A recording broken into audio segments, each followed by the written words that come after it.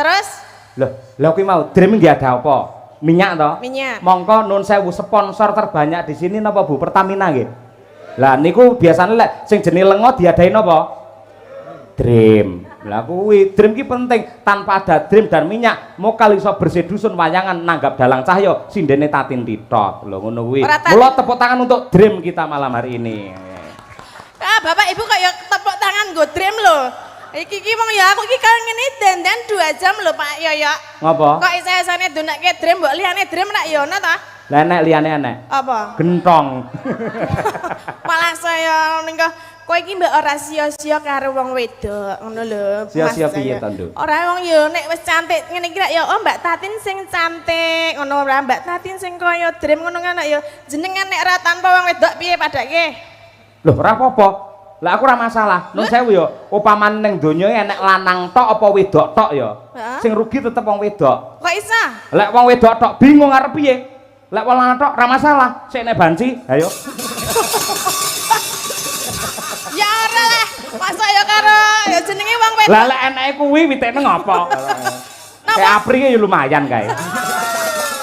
Sajake kulino karo banci iki dalange. Ya. Tayupan dhisik. Tayo pi ditata mendo guyub kaya warga masyarakat Mbanaran. Ya, 10-8 yo.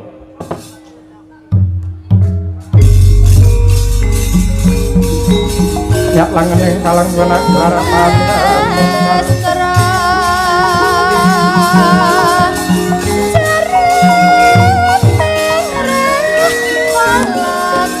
Bener ya? Ya.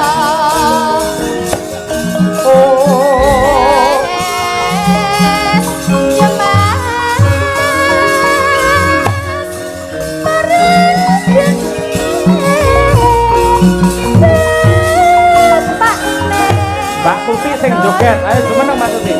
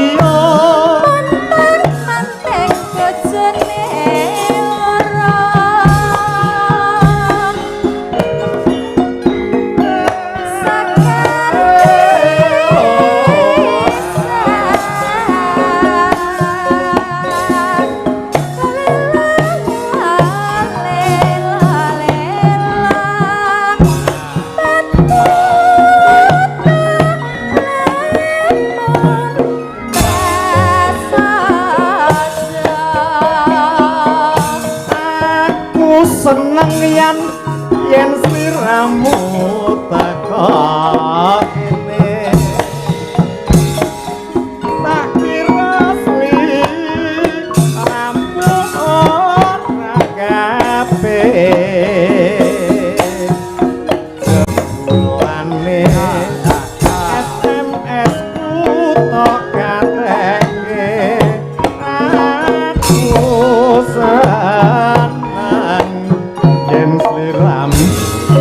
kok kene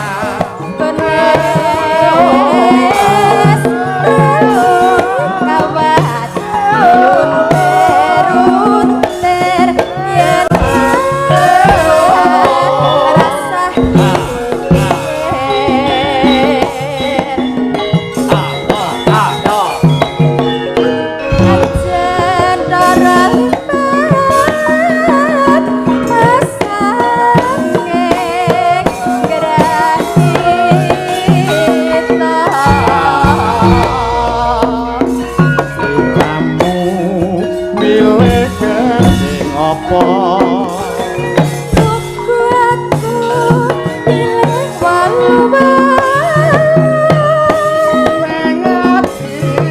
tapi tantra Mergo kedinge walu-walu Nasian ungas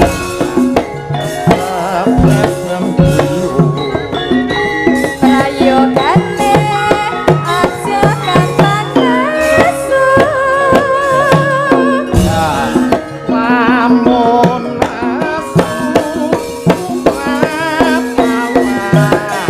dadi Yen sliramu mas taslim milih melu sapa Ibu aku milih sing sayang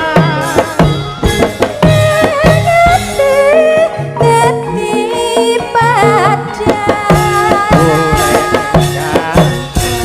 sandang pangan Nasib kakisah tetep nambah coba kepranan Yen kepratan uripe sorang-sorang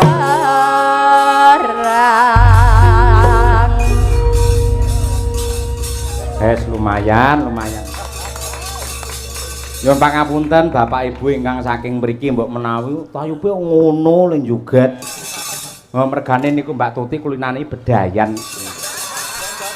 Sangopati. Ayo. Mila menawi dereng kulina nggih nyuwun pangapunten. Nek pengendange ya genah Piyayi Bluro kena wis pedhot kabeh musuh kuwi. Luar biasa ditambahi karo Pak Teguh Bluro uga. Walah tenan. Pecel dong jati, Jos, ya. Terima kasih, matur suwun. Ya. Oke iki diratani, ya. Saurunge ngaturi Mbak Tatin ben rada enteng gaweane, ya. Mergo lek ning Madangkara iki Mbak Tatin bintang tamu ijen iki rada gigrik, ya. Sumelang ketir-ketir piye nglek rader, ya. Tak omongi lek rader tak langsung nggulungo ae. Nah, ya. Sapa Bu Kesi dhisik iki karyane Mara Sepuhe Bu Kesi Mbah Sukron Suwanda ngersani apa sesideman ngono kok. Nah iya diaturake dhisik sesideman karo Bu Kesi. Ya Bu Kesi menyapa warga masyarakat ing wewengkon Banaran wabil khusus dumateng Bu Kades, nah, Bu Sri, terus Bu Sekdes, Bu Siti karo Bu Kasun. Sumrambahipun warga masyarakat Bapak Ibu ingkang mapan wonten ing Banaran. Atur Bu, ayo Bu. Sugeng dalu. Assalamualaikum warahmatullahi wabarakatuh. Assalamualaikum warahmatullahi wabarakatuh. Alhamdulillah wa syukurillah Bapak Ibu sedaya. Matur nuwun sanget dalu niki wah luar biasa. Kula dugi mriki dan marem tenan Bu Lurah. Mareme napa Bu? Dugi mriki pondokane cedhak panggung, tempate penak digelarke kasur, tekan ngomah tekan pondokan panganan pun cemawis. Masya Allah, ibu-ibu sing masak wonten mriko jan pinter. Senengan kula enten iwak pitik dikelo santen, wuh top. Enten daging dikelo asem-asem, mpun kesupen benjing kula digawani nggih Bu. Guyon. Ning dine tenan ya ora apa-apa. Ya ora apa.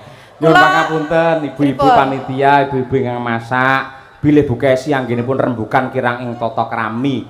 Amargi bojo kula menika sampun terkenal teng Buti Gimanwon anggere omong mesti sing diomongane panganan. Mergo kondange viral niku pancen menjadi sinden Surabadok. Ayo kula sing ngomongane panganan. Ya aja kasar-kasar ngoten to sayang. Ya paribasane iki lho. Ayo paribasane. Sik to. Aku ki ya nyambut gawe ngene iki awake dhewe, jenengan prisa to, Pak.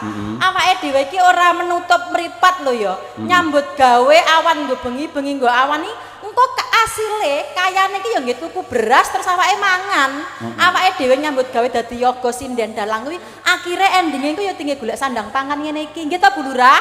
Pramila kula jan seneng banget dipun cepaki daharan sing enak-enak. Nggih. Pramila matur nuwun nderek ndedonga dumateng sedaya warga ageng wonten ing Sidoarjo, Banaran Tuban mriki.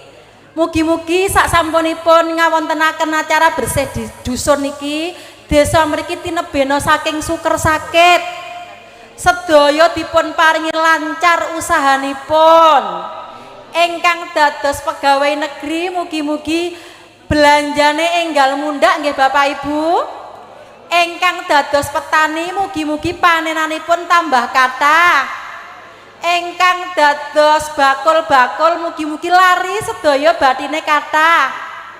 Ingkang dados tukang tambal ban mugi-mugi kathah ban bledos. Sing ra penake mburi dhewe ayo. Wah, Bu Kesi lek kon ndongake nyatane ya pinter. Pinter. Wong biyen arep entuk mudin ra sida kok, Nduk. Lho aku mau seneng lho karo Pak Mudin kene. Heeh, Pak. Piyayine niku lembah manah, alus. Prasaja ya, Bu. Prasaja, kuru ireng manis kaya mantan pacarku mbiyen lho, Pak. Sing saiki dadi polisi. Nah, Sampeyan gak usah cemburu karo Pak Mudin mau. Nyat aku tak lirik mau ket mau. ha iya. Penuh dengan barokah pancen Kyai ngono kuwi Nggih. tenan, luar biasa. Mula wabil khusus ibu-ibu sing masak wonten dapur mang paringi utawi mang caosi tembang kangge panglipur nggih tamba sayah sing dikersakake ya kuwi mau nyidam apa jenenge udu anu sesideman Cek. sesideman nggih Sesideman. nggih Lenggah mawon sesideman nggih. Mbah Joyo nggih leres Lenggah mawon Pak Dalang. Lenggah. ya jumeneng dian wae gelem ndeni srepek Tapi awakku saiki malih lemu lho, Pak. Wis rusak ngene iki aku arep ngadeg kok isin aku. lemu ora apa-apa wong wedoke lek lemu kaya perahu lho ditumpaki ora uling malah slendro songo deduk deduk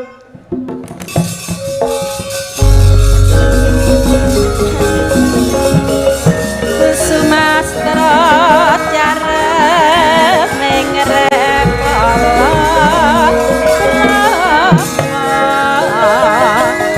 carep ning rekowo krama maring gendeng pinatut lawan Wirama.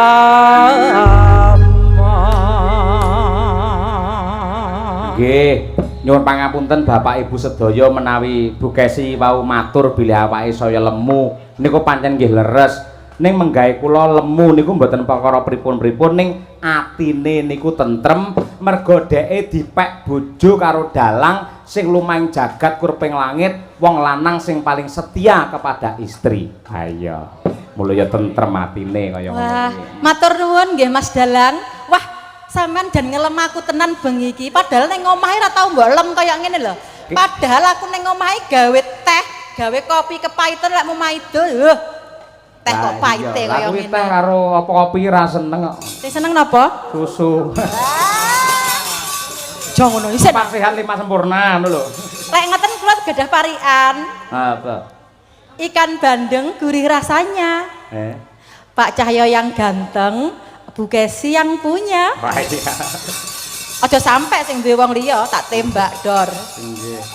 Yo, Ana bandeng napa? kok kena dibedhek. Cakep. Pak Cahyo ganteng senenge dolan ning kali kethek. Beh, apa kuwi? Kuwi tempat apa itu? Ora ngerti bapak-bapak kae nggih Pak nggih. Napa Pak niku? Santren. Niku pesantren. Ya. Oh, pesantren sesuk aku tulung jaan rono, anakku tak pondokke ning kono, Pak. Ya. Eh? Genah payu kowe malah ning kono. Matur nuwun Bu Inggi nggih. Sampun dugi griya kula kalih bapak-bapak perangkat. Wah, jan remen sanget nalika Bu Inggi kalih perangkat desa rawuh teng griya kula Njaten. Nggih namung kula cepaki wedang ngoten nika lho Bu, ngapunten. Nggih. Niku mawon mboten damel piyambak Bu, niku njukuk ing warung. Aja ngono. Ayo genderet dituthuk Mas. Iya. Ditabuh tuthuk ya palu wae ora ayo. Sik Pak, kuwi Pak. Sesideman Pak kok Sri Huning. Sik ta Pak, si sediman apa Sri Huning nyuwune jenengan? Nggih. Sesideman sik ya Pak. Nggih. Oke, engko srihuninge lek goro-goro. Waduh, kaya dalange nata dhek. Saking senengku lho Pak, Yahyane iki ning Bandaran Senori kene iki jan urung wayahe metu sego. Saiki wis metu sego kotak lho, kudune jam 1 metune ning gandeng panitia ibu-ibu sregep tenan. Pun medal nasi kotak. Wis metu. Sampun. Tengah rolas, biasanya tengah rolas aku yang metu. Ayo, nemah ya, sing apik ya? Ayo. Nakal jorok. Segone kuwi lho arek. Wiwitane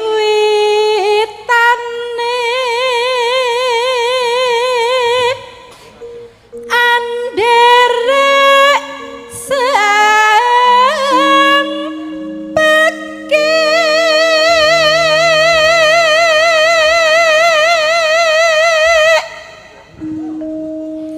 preyo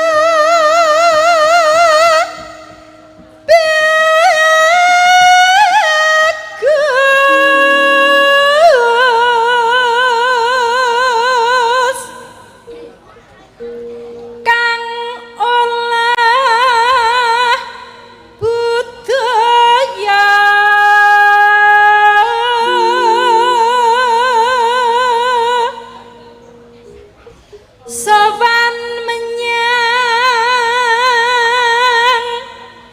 kutha gedhe.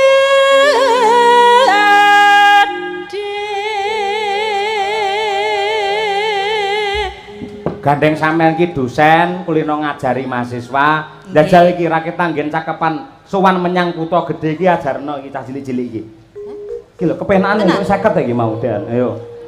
Tole sik iremne Bu Kesi ya. Sampeyan gelem tak ajari nembang ya, tak warai Ayo nembang. junggu-yanggu anake Prapta iki lho, junggu-yanggu.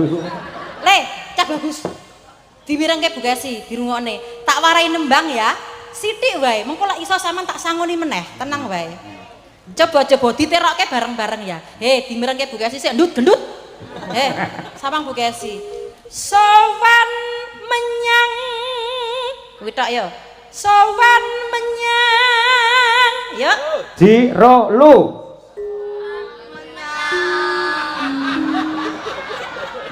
Al-Fatihah. Le, kurang dhuwur sithik diunggahke ngene lho. Sowan menyang. Yuk.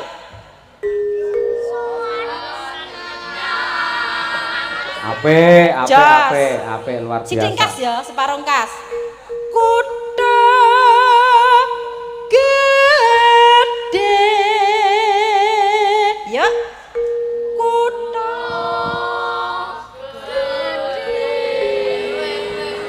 wah 100. Ayo ibu-ibu sing nang kono. Ibu-ibu sing nang kono nggih, ibu-ibu bareng ya. Sowan menyang. Yuk. Kurang banter Bapak Ibu. Sowan menyang. Semangat. Bu, sik. Bu kok lirih men kaya lek nyeneni bojomu lho, Bu. Wis luwirih ora, ayo banter. Sowan menyang, ngoten. Yo, Jiro lu. Elok, kutha tambah Bu. Kutha. Yo. Gedhe.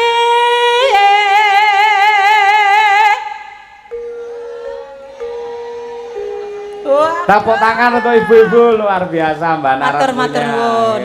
Sing kono ra ketok peteng dedet tak kira lek apa ya iki bangsane apa nggih kuatah bae. Halo Bapak Ibu sedaya.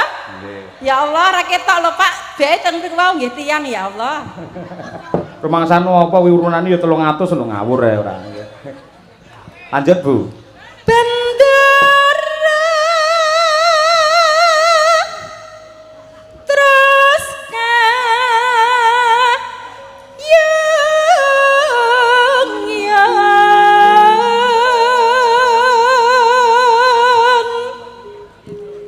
selendangku ne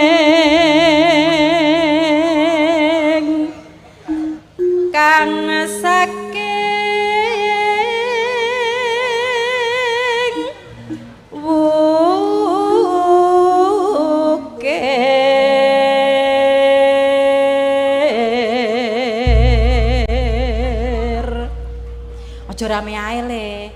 Lek bunda nembang ki aja omong bae. Bundas saya. Dimirengke. Bunda enggak mireng tabuhane gender kok ya. Lah kuwi ngrasani sampean kowe mau. Pripun? Jare buka sih ngene duwe bae ngapusi. Ya engko bariki ya. Heeh. Swara kurang permana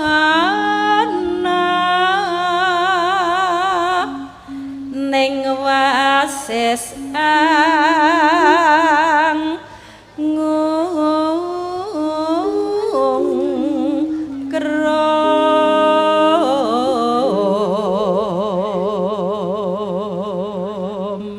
Nanu angung krom marang Mas Cahya.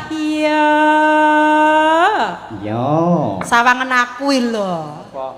Tak rayu, sampeyan tak rayu. Balenono neh. Angung krom marang Mas Cahya.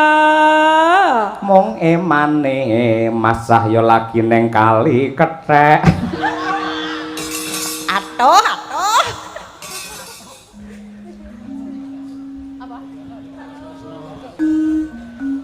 Terus tresno sesidemam.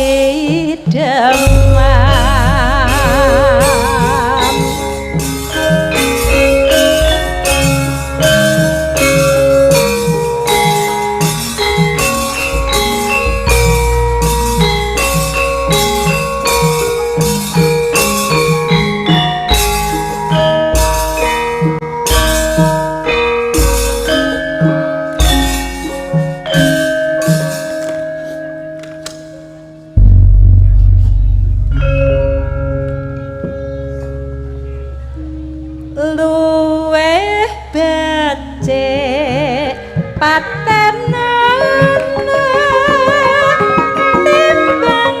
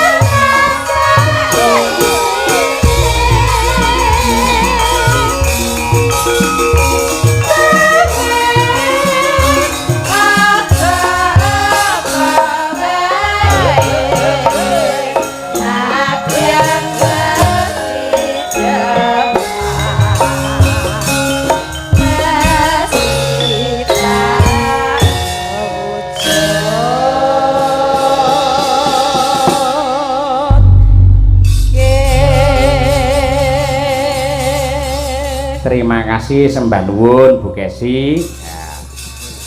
Ya saya ganti nanjake bintang tamune. Tur rata-rata bintang tamu men anu tak caosi info Mbak Tatin iki. Bintang tamu yen nang kene mesti ya dirubung karo cah cilik-cilik ngono kuwi.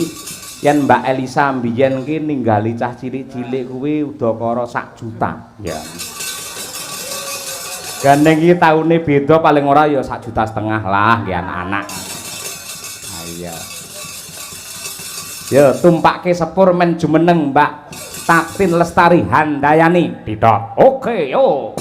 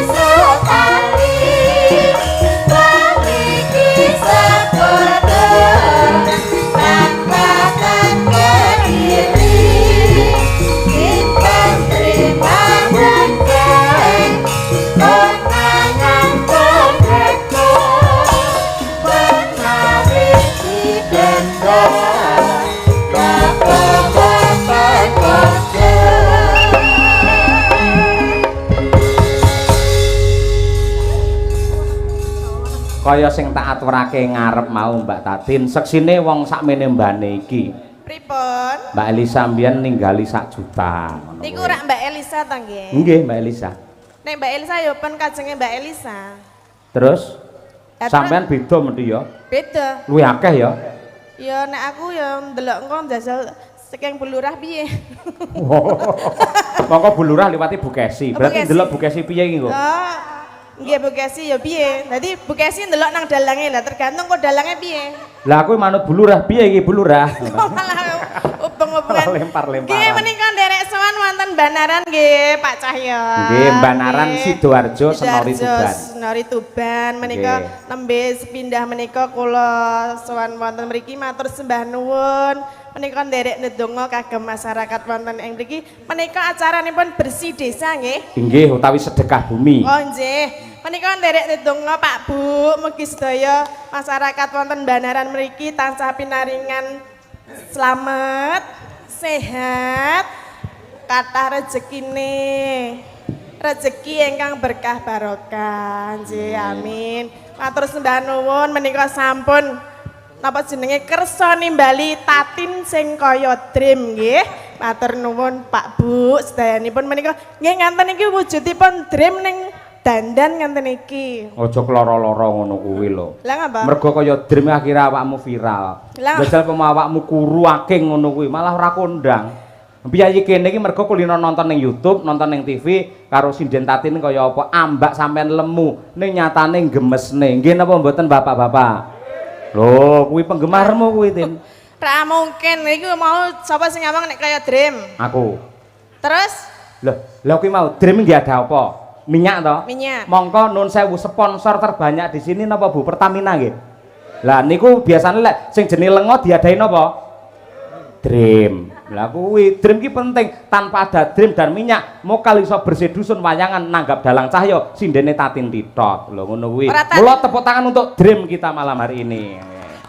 Ah, Bapak Ibu kayak tepuk tangan nggo dream lho.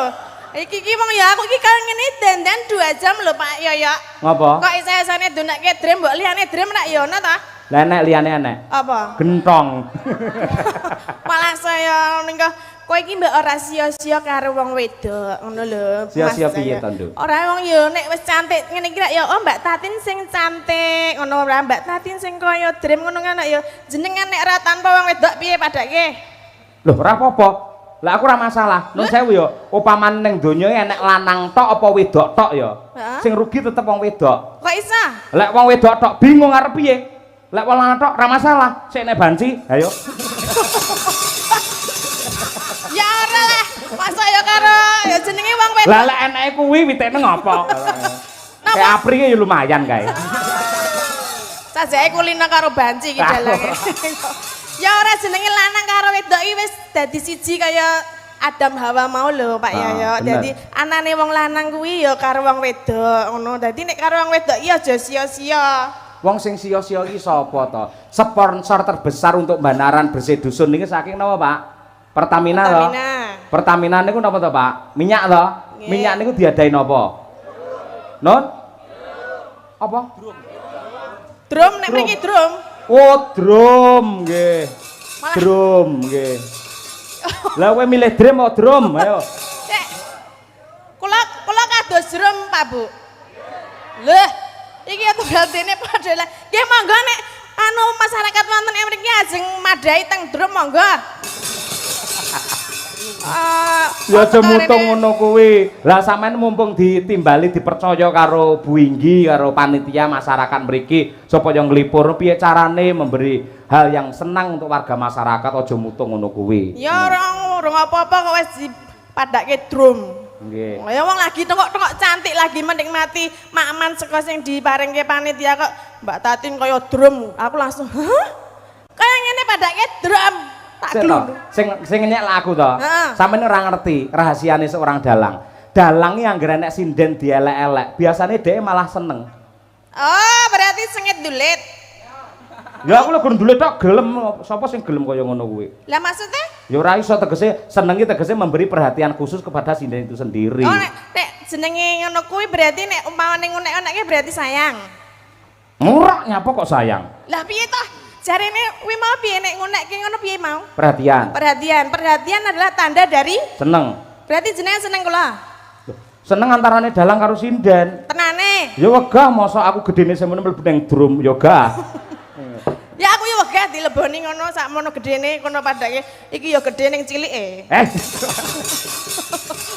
Sae-saesane. Yen cara ngene jenengan pundi, Mbak? Alamatnya jenengan? Oh, nggih, nderek nepangaken nggih Pak Bu. Kula menika saking Sentolo Kulon Progo Yogyakarta nggih. Dadi wau mriki niku perjalanan kurang luwih 4 sampai 5 jam. Dadi iki adoh kono adoh kene tundekke drum. Matur nuwun nggih Pak Yayan nggih. Sami-sami. Nggih, jan dalang kok le jan apik tenan ngono lho. Ora ngono kapan jenengan iso silaturahim karo Piyai Banaran kaya ngene lek ora lantaran Pak Cahyo Kuntadi kan ya moga. Oh, nggih. Matur sembah nuwun nggih Pak Cahyo. Lantaran panjenengan kula saged sowan wonten ing Banaran menika. Lek cara desane jenengan kampunge jenengan jenenge apa? Lek kene kan sedekah bumi kono apa jenenge?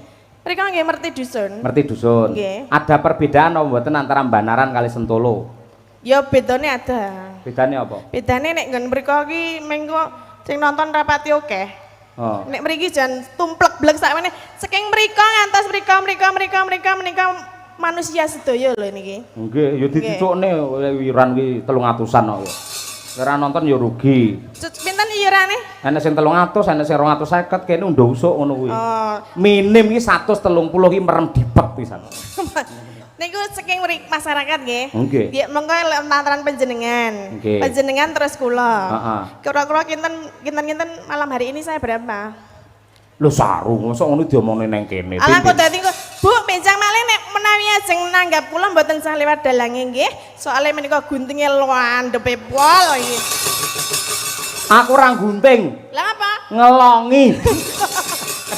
Oh, berarti nek ngelongi jatahku berarti ki wayang gamelan dan sebagainya ki aku yang melu duweni lho. Kok iso? Lah kok nggon aku yang melu mlebu nggonamu? Heh? Nggon piye ta ya? Nggon aku? Heeh. Mlebu. Hah? Piye, Pak? Ora iso wong drum ki adah kok mlebu ngendi ora. Maksudnya ki dadi Lah. Wah, bener kuwi, Pak. Leres. Nggih. Dene Pak Dalang mlebu ning drum nggih. ora, bapak era muni drum kok. Nek Pak Dalang mlebu ndamu iso ngono. Maksudnya iki kula iki ya melu urun tuku-tuku ngono lho wong ku ya termasuk duitku barang. Lah iki pancen milik bersama. Biasane engko lek poso iki didol dhewe-dhewe iki. Yo aja ngisen-ngisen ke dalang kondang. Lah aku ki ndek entuk saweran pas nang Surabaya ki lho nang nggen apa kae? Nggen Mabes kae entuke dhuwit 10 juta Tin. Langsung tak tukokne lemari. Kanca-kanca nggo klambi ae lebokno kene kabeh aku yo ngono kuwi. Lah yo sing bener ya ngono kuwi wong milik bersama. Wah iya milik bersama rumah samu piye? Ya jane nek ana sareng ya didumke ben nggo tumbas sapa ngono. Aku suwi-suwi kapok Tin aku lantarne awakmu kok undet-undet masalah duit aku isin. Lah piye ta? Lah jenengan ra butuh duit. Ra butuh duit. Ya butuh duit lek demone ning kene aku sing malu ora. Lah aku gur ngomong lho, gur ngomong karo masyarakat. Pak Bu, benjang malih nek ajeng ngundang kula ampun lantaran delange. Meng ngono kok. Margane delange guntinge. Oh. Bu iki melu sapa to, Bu? Masa ala Tatin teko kene sing nelpone aku mosok muni londap-landep ora. Sing landep iki lambene Tatin kuwi malah. Ya ora, ya pokoknya terima kasih nggih Pak Dalang. Lantaran panjenengan kula saged sowan wonten mriki duwe sedulur anyar. Sesuk meneh dadi nek wis denarene iki rak ya engko dadi seduluran ngono. Tahun ngarep ganti bintang tamu ya. Ya ganti dalang bareng kok. Ojo. Aku iso kok tahun ngarep iki. Wis di DP ta? Kowe ora ngerti, tahun wingi iki ganti dalang mergo aku karo kanca-kanca ra iso. Akhire ya balik meneh. Ini tanda cinta kasihnya warga masyarakat Banaran karo Bu iki terhadap Madangkara lho ngono kuwi. Oh, nggih. Saestu ta, Bu? Nggih, mergo Nggih napa mboten, Bu? Nggih. Lek dalange pengrawite tetep lek bintang tamune salin-salin ngene. Ora apa-apa. Aku sesuk ya arep rene dhewe wis ngerti nggone kok. Rene dhewe rene gamelane rene sinabu arep ngopo? Iya. Nang perapatan jare bapake ngopo nang perapatan? Nggowe cik-cik ya, Pak. Nggih. Nah, lek ngono ki mau pamundhute Bu Lurah, Bu Inggi, lek kene istilahe Bu Inggi, Mbak. Ngersake podang kuning. Lek sampeyan iki ora. Menika wau Bu Lurah namung kertas tok. Enak duwe akeh pancen. Endi? Ning tak dum cah cilik-cilik iki lho pisan. Waduh, balik kele. Lho. Lah iki jane sinden apa kotak amal ora. Lah ya kan nyuwune kuwi to. Paling ora aku iki nambahi cah cilik-cilik ngono. Alah kok sik yo le aku ora entuk-entuk le, engko entuk tak geke ya. Oh, genah. Bareng saiki cetil ngono ya jiro lu. Cetil. Pani omone cetil ngono. Tak selentik ngono. Wah. Ya, piye? Mbak Tatin piye? Piye ora krungu? Kocen heeh. Wong ya ora dikeki apa-apa kok wis jejaluk. Kono anteng nang kono ya. Dimatke sik Mbak Tatin sing cantik kaya drum. Ta dimatke. Disekseni kaya drum tenan apa ora ngene ya. Ora aja kloro-loro ngono kuwi. Ya kloro-loro wae. Oh, lagi ketemu nang kene pisanan kok donekke drum. Lho drum aku ki minyake ngono lho, Din. Tegese aku karo kowe bersatu padu terus ngono lho. Minyake ra nek drume akhire ya kutah nek ndi-ndi ngono kuwi lho. Ngono berarti yo drum ya. Malam hari ini berarti dengan dalang ki saya kun tadi minyak mambu. Ngono ya. Minyak kapak. Menika napa wau lagune Pedang Kuning? Podang kuning Bu Inggi sing ngersake. Bu Inggi, Pedang Kuning, Bu Lurah pundi ta? Bu Lurah. Wah, nggih, wah sing cantik sekali nggih. Awas Bu. Ngapa? Wong sida meneng kok. Agem bawa Bu. Nggih. Nggih.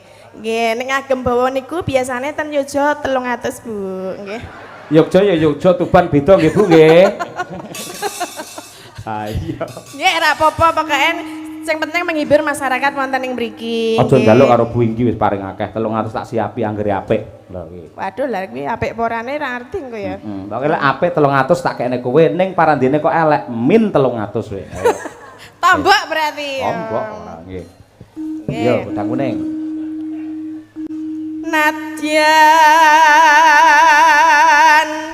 wujud temong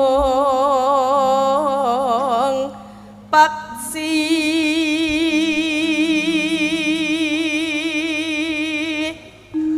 Nano agawe talining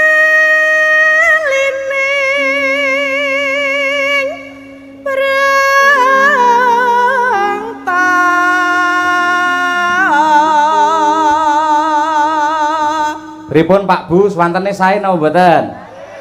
Sae, tandon suarane semono gedine kok. Drum kok. Nek saya berarti kita jupuk ya? Hah? Wih. Lurung rampung kok ya Oh, iya. dirampungne dhisik ora. Arep ndi le? Kuwi wis mutung kuwi paling ra entuk apa-apa ngono. Arep pipis. Ya. Halo manis nang make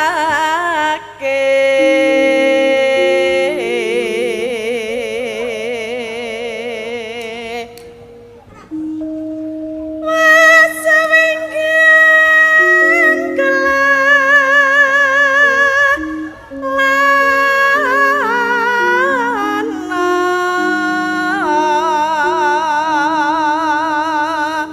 Nonanu goleki si podang jana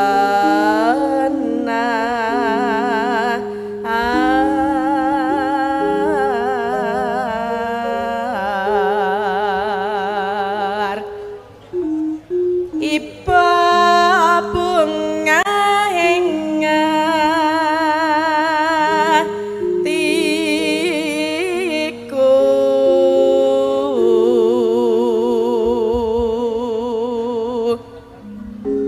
nyanding bisa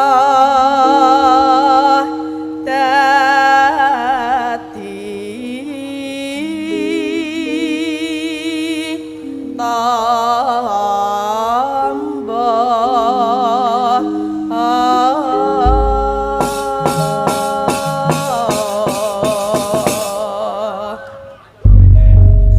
Pripun, Mak? Tayop ke? Kunci. iki ra kok jaluk. Wis rampung. Urung rampung lagune urung ya. Oh iya. Niki engko sing kir 300 to, sing 100 tak jaluk ya. Lah napa? Bae jatahe Larso sing 100 iki. Ya engko timbilen kok. Oh timbul yo cuma diulang mbak kabeh. Aku kalah karo wong wedok. Angkene adi kroyok wong wedok kabeh. Iya. Kowe menangan bengi iki Piai Putri iki ayo. Yo tayubke Tin, Witin, ayo Tin. Esuk awan ning omah wis ora krasan kaluyuran anggoleki sing tak sayang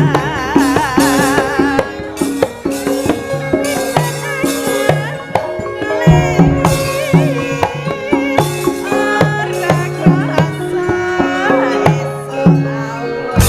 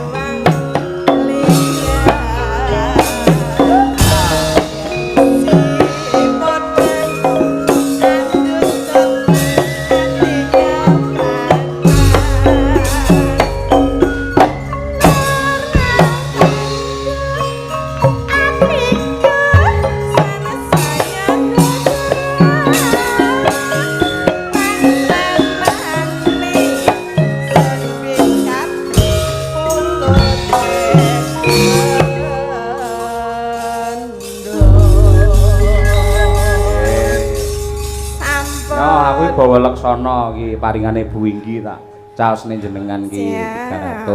Ya. 300 matur sembah nuwun nggih Bu Inggi. Nggih, Iki sami-sami. janjiku nyolenya 100 wae nya.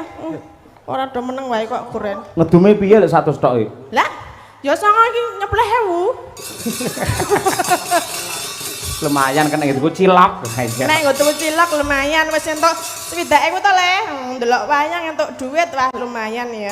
Lho calone iki bocah-bocah kuwi iso lek sunatan utawa rabi, yo njaluk ditangkapne wayang. Oh nggih. Hmm, Kudu. ngono kuwi. Dalange sapa Le? Sesuk nek sunatan dalange sapa Le? Hah? Oh wis bar sunat tok. Lek rabi. Nek rabi kapan? Ah ya sik suwe. Oh ya suwe ya. Bar sunat iya. wis Nggih.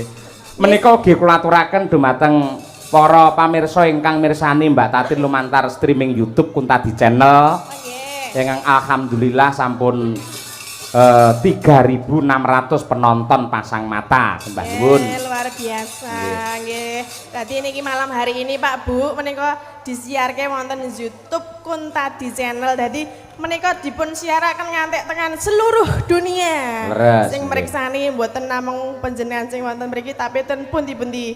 Dadi niki pun kondang sak dunia nggih. Pak Nggih, Dalang. leres. Nggih. Ugi ngaturaken sugeng rawuh dumateng kadang-kadang WMC ingkang saking Bojonegoro, wayang mania community siapapun dalangnya yang penting wayangnya. Nggih, pokoknya siapapun dalangnya, siapapun yang mendalang tetap didelok, Nggih. tetap dilestarikan gitu. Nggih. Ugi caksi lover sing nekat ana sing saka anu lho Mbak, Magetan lho Mbak. Tidak mriki, Oh, kuwi adoh banget ge cah wedok. Iki Wah. nekat tenan lek kuwi ora. Nggih. menika, Mbak menika. Nggih niku. Mbak, so aja nekat-nekat lek daerah Madiun monggo iki adoh tenan iki. Waduh lho Mbak, iki gek mau liwati hutan-hutan lho Mbak. Kono aku mau liwat kene iki wedi aku. Lah ngopo? Lagi wetengen hutan lho. Oh. Gek dalane ciut ngono. Ah, iya. Ning kula nggih anu wingi nate ten Tuban, ten Jatirogo napa pundi nggih? Jatirogo nggih. Jatirogo. Dadi ketuban sudah 2 kali ini alhamdulillah. Ketuban. Ayo. Ke Tuban. Heeh, neng Tuban. Nah, nang Tuban lho maksudnya Pak Dalang iki senengane arep mlesetke wae lho. Ora kok ya, aku memang meluruskan kok ya. Tak golekne kanca iki ada bibit baru. Oh iya, ini Nah, aku belum pernah lihat. yen mbiyen nate duwe ratu podang kuning iki tumenggung. Nah ya. Lah, ratune nanti ratune. Ratune lagi umroh kok. Oh, Iki lho si Mutiara ki ya Ponorogo ta, Nduk? Ya coba kaya apa berdiri, Nduk. Ayo. Iki tumenggung. Ayo. Ben kenal sapa ngerti iso ketularan kondang laris kaya Mbak Tatin. Ayo kuwi. amin ya. Nggih.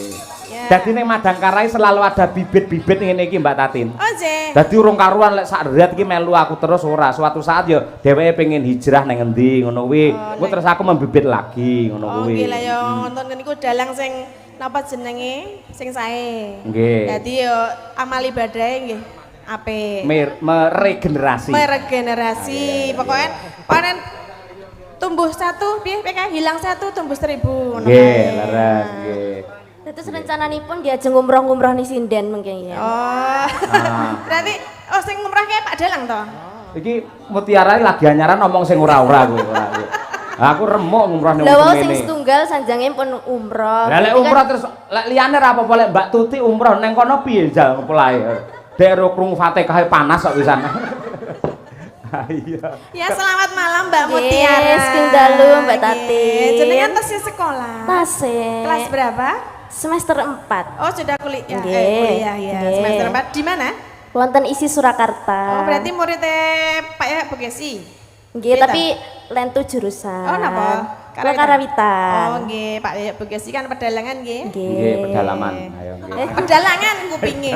Lah yang kampusnya rada dalam ngono lho maksudnya. Oh. Pedalam. Ayo nggih.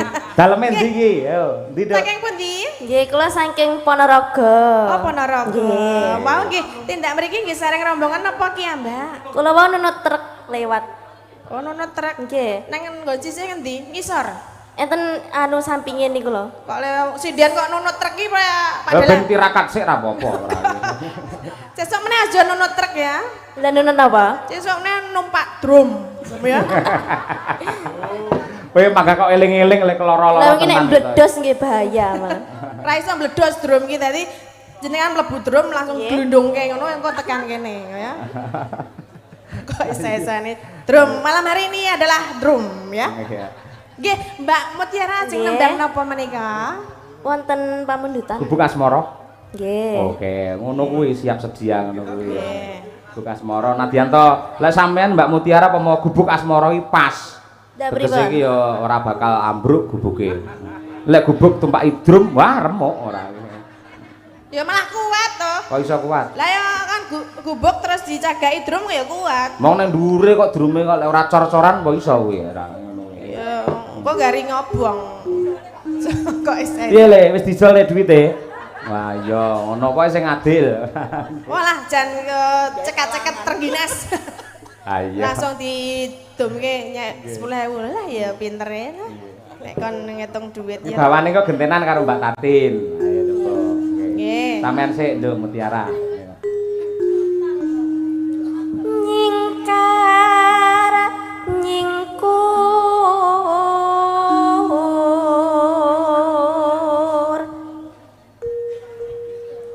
wiwitane nyingkar nyingkur.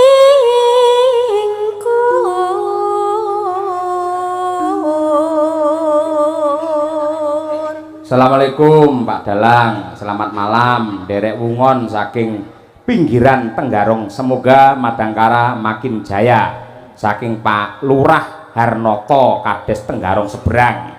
Matur nuwun sugeng minitor Pak Lurah. Nggih. Oper Mbak Tatin? Lingsem yen keh mutan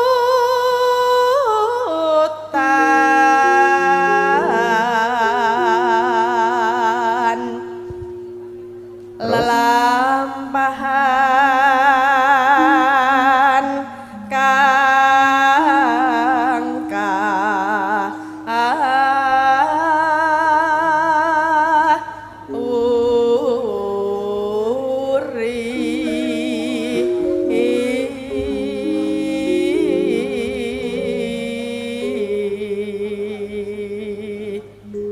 Ya Nduk, ganti Mutiara. Tresna tulus nadyaningku bekas marah.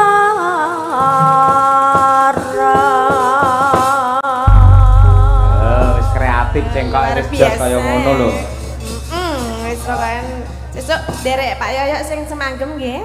Nggih, ampun siap. nakal. Boten. Nek dinakali dalange ora anu langsung ngomong karo Bu Kesi. Nggih, langsung laporan. Lapor langsung. Dadi karo Pak Dalang pamane sangoni pira-pira manut ngono ya Nduk. Nggih. Pamane swidak ya ditampa disyukuri insyaallah Nggih. bakal dadi barokah ngono ya. Mbok nggih. Nggih, ngono lah kok manut banget iki ya nek aku. Mangane njaluk sak 300 akhire awake saya gedhe.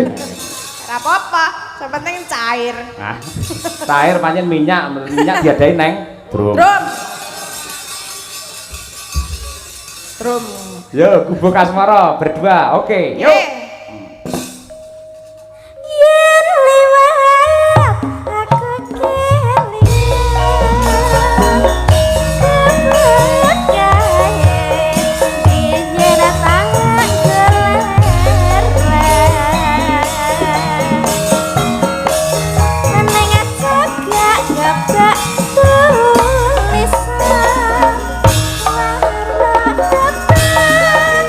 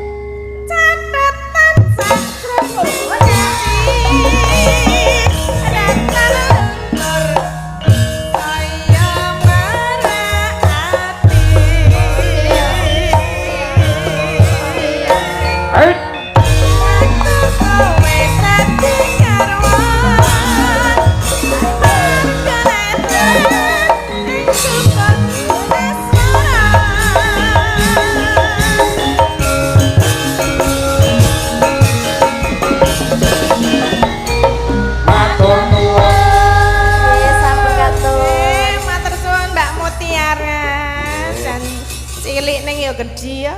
Iya. Nggih. Kenapa nih? Piye? Cilik ning gedhi. Gede apane? Suarane. Oh iya. Suara apane? Kok yo ngematke Pak Dalang iki ngematke apa ayo? Mane apa? Ngene aku cilik kok gedhi kok dadi ngematke. Mane sapa? Ngematke Mutiara. Ora aku ngecek gede tenan apa ora. Ya ya mulane kowe kok dadi dimatke suarane. Gede kaya apa tetep gede awakmu Tim. Apa nih? Apa nih? Semangate. Orang mungkin. Biasa ngematke. Dimatke. Ora. Biasa lah. Meh. Sini ta? Hah? Sithik wae. Apa? Matno. Sing ndi? Aku. Wis tak mane iki lho. Ya, gede apa cilik? Gede. Endi? Masalah minyake ndledek tekan ndi-ndi. Jarang. Saged pinarak Mbak Tatin, matur nuwun mangke kalajeng wonten goro-goro. Nggih. Antasena Krida ya. Wis dipaket karo sagung para panitia sedaya. Sampun kesesa kondur mangke artis Madangkara Mbak Birgita kula nggen goro-goro. Ya, nggih pancingan mergo penggemare Mbak Birgita ya ana. Akeh. Mbak Congpe akeh. Iya. Yo rakit bebarengan nok tak derekake mak. Yo.